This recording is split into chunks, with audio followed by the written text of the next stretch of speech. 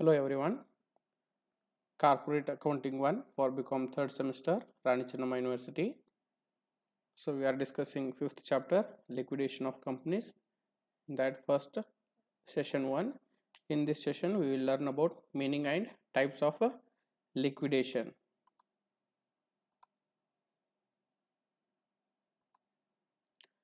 Liquidation or winding up is a legal term and refers to the procedure through which the affairs of the company are wound up by law. Liquidation is a process by which the business of a company is closed, assets are sold, the money realized from sale of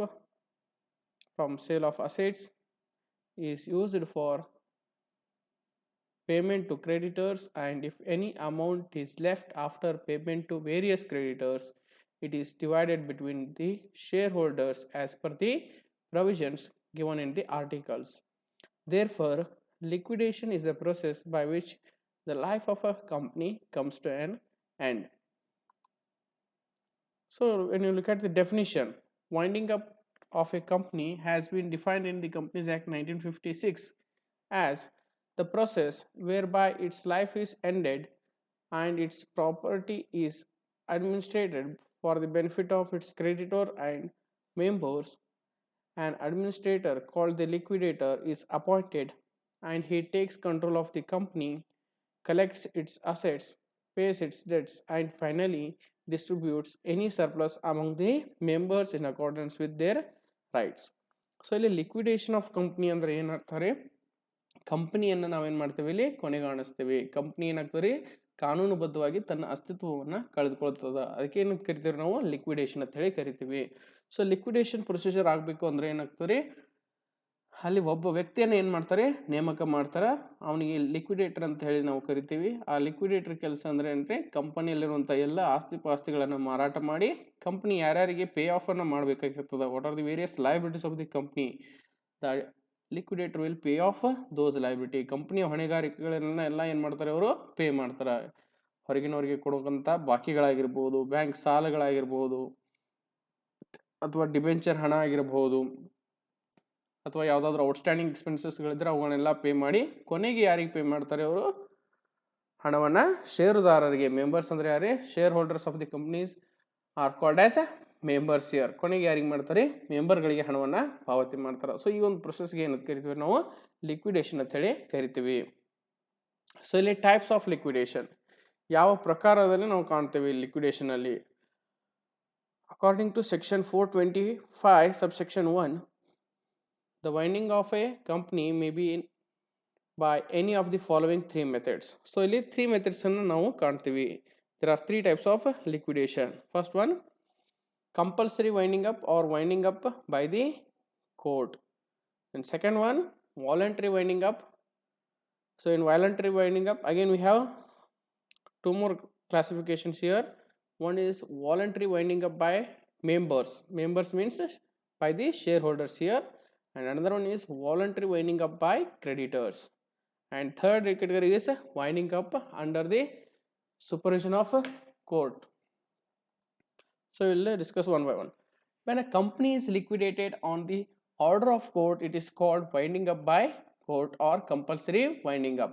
ಅದರ ಅರ್ಥ ಏನ್ರಿ, ಕಂಪ್ನಿಯ liquidation ನಾವು ಕೋರ್ಟಿನ ಆದೇಶದ ಮೂಲಕ ಮಾಡಿದ್ವಿ, ಅಥವಾ court ನಮ್ಗೇನು ಮಾಡಿರ್ತದೆ, ಆದೇಶವನ್ನು ಮಾಡಿರ್ತದೆ. ಕಂಪಲ್ಸರಿ ಆಗಿ ನೀವೇನು ಮಾಡಬೇಕು, ಕಂಪ್ನಿಯನ್ನು ಕ್ಲೋಸ್ ಮಾಡಬೇಕು ಅಂತ ಹೇಳಿರ್ತದೆ. ಅವಾಗ ನಾವು ಏನು ಮಾಡ್ತೀವಿ ರೀ, ಕಂಪ್ನಿಯನ್ನು ಕ್ಲೋಸ್ ಮಾಡ್ತೀವಿ, ಲಿಕ್ವಿಡೇಷನನ್ನು ಮಾಡ್ತೀವಿ.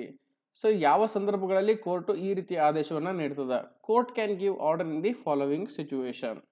ಸೊ ಈ ಒಂದು ಸಂದರ್ಭಗಳಲ್ಲಿ ಏನು ಮಾಡ್ತಾರೆ, ಕೋರ್ಟ್ ಕಂಪಲ್ಸರಿ ವೈಂಡಿಂಗ್ ಅಪ್ಗೆ ಆದೇಶವನ್ನು ಮಾಡ್ತದೆ. So look at the situations or circumstances when the court is going to give order for winding up. First one, if company has passed special resolution for winding up of a company, if company does not call statutory meeting within the prescribed time or does not present a statutory report to registrar. So company ಏನ್ರಲ್ಲಿ statutory meeting ಅಂದ್ರೆ ಶಾಸನಬದ್ಧ ಸಭೆಯನ್ನು ಕರಿಬೇಕು. ಆ ಶಾಸನಬದ್ಧ ಸಭೆಯನ್ನು ನಿಗದಿಪಡಿಸಿದ ಅವಧಿಯೊಳಗೆ ಕರೀಲಿಲ್ಲ ಅಂದ್ರೆ, ಅಥವಾ ಶಾಸನಬದ್ಧ ವರದಿಗಳನ್ನು ಕಂಪನಿಯ ರಿಜಿಸ್ಟ್ರಾರ್ಗೆ ಸಬ್ಮಿಟ್ ಮಾಡಲಿಲ್ಲ ಅಂದ್ರೆ ಅವಾಗ ಏನು ಮಾಡ್ಬೋದು ರೀ, ಕೋರ್ಟ್ ಈ ರೀತಿ ಆದೇಶವನ್ನು ಮಾಡ್ಬೋದು. ಅದೇ ರೀತಿಯಾಗಿ ಕಂಪ್ನಿ ಏನಾದರೂ ಒಂದು ಸ್ಪೆಷಲ್ ರೆಸೊಲ್ಯೂಷನನ್ನು ಪಾಸ್ ಮಾಡಿ ಕಂಪ್ನಿಯನ್ನು ವೈಂಡ್ ಅಪ್ ಮಾಡೋಕ್ಕೆ ಕೇಳ್ಕೊಂತಂದ್ರೆ ಅವಾಗಲೂ ಕೂಡ ಏನು ಮಾಡ್ಬೋದು ರೀ, ಕೋರ್ಟು ವೈಂಡಿಂಗ್ ಅಪ್ ಮಾಡೋಕ್ಕೆ ಆದೇಶವನ್ನು ಕೊಡ್ಬೋದು. If company does not commence its business within a year from its incorporation or suspends its business for a whole year. If the number of members is reduced below 7 in case of public company or below 2 in case of private company. So ಒಂದು company ಅಂತ ಕರ್ಸ್ಕೋಬೇಕಾದ್ರೆ ಏನ್ರಿ ಅದು ಸಾರ್ವಜನಿಕ company ಅಂತ ಕರ್ಸ್ಕೋಬೇಕಾದ್ರೆ ಅದು ಕನಿಷ್ಠ 7 ಸದಸ್ಯರನ್ನು ಹೊಂದಿರಬೇಕು. ಖಾಸಗಿ ಕಂಪ್ನಿ ಆಗಿದ್ರೆ ಕನಿಷ್ಠ 2 ಸದಸ್ಯರಿರಬೇಕು. ಅದಕ್ಕಿಂತ ಕಡಿಮೆ ಸದಸ್ಯರಲ್ಲಿ ಉಳಿದ್ರು ಅಂದ್ರೆ ಅವಾಗ ಏನು ಮಾಡ್ತಾರೆ, ಕೋರ್ಟು ಕಂಪನಿಯನ್ನು ಲಿಕ್ವಿಡೇಟ್ ಮಾಡೋಕ್ಕೆ ಆದೇಶವನ್ನು ನೀಡ್ತದೆ. Then if the company is unable to pay debts, company ತನ್ನ ಸಾಲಗಳನ್ನು ಮರುಪಾವತಿ ಮಾಡಲು ಅಲ್ಲಿ ಫೇಲ್ ಆಯಿತು ಅಂತಂದ್ರೆ ಅವಾಗಲೂ ಕೂಡ ಏನು ಮಾಡ್ತಾರೆ, ಕೋರ್ಟು ಆದೇಶವನ್ನು ಕೊಡ್ತದೆ ವೈಂಡಿಂಗ್ ಅಪ್ಗೆ. If the court is of the view that it is just and equitable to close the business, ಅಥವಾ ಮತ್ತಾವುದಾದ್ರೂ ಸಂದರ್ಭದಲ್ಲಿ ಕೋರ್ಟಿಗೆ ಈ ರೀತಿ ಭಾವನೆ ಬಂತು ಅಂದರೆ ಕಂಪ್ನಿಯನ್ನು ನಾವು ಲಿಕ್ವಿಡೇಟ್ ಮಾಡೋದೇ ಒಂದು ಒಳ್ಳೆಯ ನಿರ್ಧಾರ ಅಂತ ಕೋರ್ಟ್ ಡಿಸಿಷನ್ ತೊಗೊಂಡ್ರೆ ಅವಾಗಲೂ ಕೂಡ ಕೋರ್ಟು ಆ ರೀತಿ ಆದೇಶವನ್ನು ಮಾಡಬಹುದು. ಸೊ ಇದು first one, compulsory winding up or winding up by court ಅಂತ ನಾವು ಕರಿತೀವಿ. Second one, voluntary winding up. A company may be wound up voluntarily by passing ordinary resolution or special resolution, and voluntary winding up may be of two types.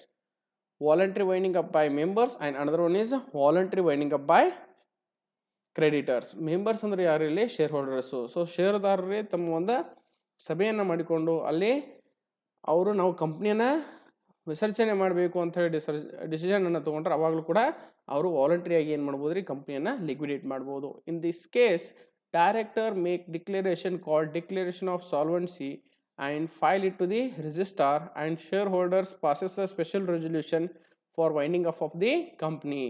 After that, liquidator is appointed for winding up of the company. Liquidator, after making scrutiny of accounts reports to the court, the company is deemed to have been dissolved from the date of submission of report. So ಈ ತರನಾಗಿ ಏನಾಗ್ತದೆ, ಇದು voluntary liquidation ಸಾಧ್ಯ ಆಗ್ತದೆ by the members, and voluntary winding up by the creditors here. When company is not in a position to meet its liabilities, the creditors take over the control to secure their interest. So company ಯಾವ ಒಂದು ಸಂದರ್ಭದಲ್ಲಿ ತನ್ನ ಸಾಲಗಾರರು ಏನು ಹಣವನ್ನು ಕಂಪ್ನಿಗೆ ಹಣವನ್ನು ಕೊಟ್ಟಿರ್ತಾರೆ ಅಥವಾ ಕಂಪ್ನಿಗೆ ಸರಕುಗಳನ್ನು ಉದ್ರಿ ಆಧಾರದ ಮೇಲೆ ಮಾರಾಟ ಮಾಡಿರ್ತಾರೆ ಅವ್ರಿಗೇನು ಕರಿತೀವಿ ನಾವು, ಕ್ರೆಡಿಟರ್ಸ್ ಅಂತೇಳಿ ಕರಿತೀವಿ. ಯಾವಾಗ ಕ್ರೆಡಿಟರ್ಸ್ಗೆ ತಮಗೆ ಬರಬೇಕಾದಂಥ ಹಣಕಾಸಿನ ಬಾಧ್ಯತೆಗಳು ಅಲ್ಲಿ ಪೂರ್ಣ ಪ್ರಮಾಣದಲ್ಲಿ ಬರೋದಿಲ್ಲ, ಅವಾಗ ಏನು ಮಾಡ್ತಾರೆ, ಅವರು ಕಂಪ್ನಿಯ ಒಂದು ಕಂಟ್ರೋಲನ್ನು ತಾವು ತಗೊಳಕ್ಕೆ ಪ್ರಯತ್ನ ಪಡ್ತಾರೆ. ಸೊ ಅವಾಗ ಏನು ಮಾಡ್ತಾರೆ, ಅವರು ಕ್ರೆಡಿಟರ್ಸ್ ಎಲ್ಲಾನು ಕೂಡಿ ಒಂದು ರೆಸಲ್ಯೂಷನನ್ನು ಪಾಸ್ ಮಾಡಿ ಕಂಪ್ನಿಯನ್ನು ಕ್ಲೋಸ್ ಮಾಡೋಕ್ಕೆ ಏನು ಮಾಡ್ತಾರೆ, ಒಂದು ಜನರಲ್ ಮೀಟಿಂಗ್ ಒಳಗೆ ವಾರ್ಷಿಕ ಸರ್ವಸಾಧಾರಣ ಸಭೆ ಒಳಗೆ ಏನು ಮಾಡ್ತಾರೆ, ಅದನ್ನು ಮಂಡನೆಯನ್ನು ಮಾಡ್ತಾರೆ. ಅವಾಗಲೂ ಕೂಡ ಕಂಪ್ನಿ ಏನಾಗ್ಬೋದು ರೀ, ವಾಲಂಟ್ರಿ ವೈಂಡಿಂಗ್ ಅಪ್ ಆಗಬಹುದು. Then winding up under supervision of a court, ಇದು ಕೊನೆಯ ಪ್ರಕಾರ. At any time after the company has passed a special resolution for voluntary winding up, the court may direct that voluntary winding up shall continue subject to supervision of court if, first one, the resolution for voluntary winding up has not been approved, or any creditor or member of company has applied to the court for winding up under its supervision, or the court is of opinion that without it the interest of the members and creditors are not secured. So ಯಾವ ಸಂದರ್ಭದಲ್ಲಿ ನಾವು winding up under supervision of court ಮಾಡ್ತೀವಿ ಅಂತಂದ್ರೆ, ಯಾವಾಗ ನಾವು voluntary liquidation ಇರ್ತದೆ, ಆ voluntary ಲಿಕ್ವಿಡೇಷನಲ್ಲಿ approve ಆಗಿರಲಿಲ್ಲ ಅಂದ್ರೆ ಅದು ಒಂದು ರೆಸಲ್ಯೂಷನಲ್ಲಿ ಸರಿಯಾದ ರೀತಿಯಲ್ಲಿ ಅಪ್ರೂವ್ ಆಗಿರಲಿಲ್ಲ ಅಂದ್ರೆ ಅವಾಗಲೂ ಕೋರ್ಟ್ ಏನು ಮಾಡ್ತಾರೆ, ಸೂಪರ್ವಿಷನ್ ಮಾಡ್ತದೆ. ಅಥವಾ ಕಂಪನಿ ಯಾವುದೇ ಒಬ್ಬ ಕ್ರೆಡಿಟರ್ ಅಥವಾ ಕಂಪನಿ ಯಾವುದೇ ಒಬ್ಬ ಮೆಂಬರ್ ಕೋರ್ಟಿಗೆ ಒಂದು ಅಲ್ಲಿ ಏನು ಮಾಡಿದ್ರೆ ಕೋರ್ಟಿಗೆ ರಿಕ್ವೆಸ್ಟನ್ನು ಮಾಡ್ಕೊಂಡ ಅಂದ್ರೆ ನಮಗೆ ನಿಮ್ಮ ಸೂಪರ್ವಿಷನ್ನಲ್ಲೇ ಆಗಬೇಕು, ಕೋರ್ಟಿನ ಸೂಪರ್ವಿಷನ್ನಲ್ಲೇ ಏನಾಗಬೇಕು, ಲಿಕ್ವಿಡೇಷನ್ ನಡಿಬೇಕು ಅಂಥೇಳಿ ಏನಾದರೂ ಆರ್ಡರ್ ರಿಕ್ವೆಸ್ಟನ್ನು ಮಾಡಿದ್ರೆ ಅವಾಗಲೂ ಕೂಡ ಕೋರ್ಟ್ ಏನು ಮಾಡ್ತಾರೆ, ತನ್ನ ಸೂಪರ್ವಿಷನಲ್ಲೇ ಲಿಕ್ವಿಡೇಷನ್ ಮಾಡೋಕ್ಕೆ ಆದೇಶವನ್ನು ಮಾಡ್ತದೆ.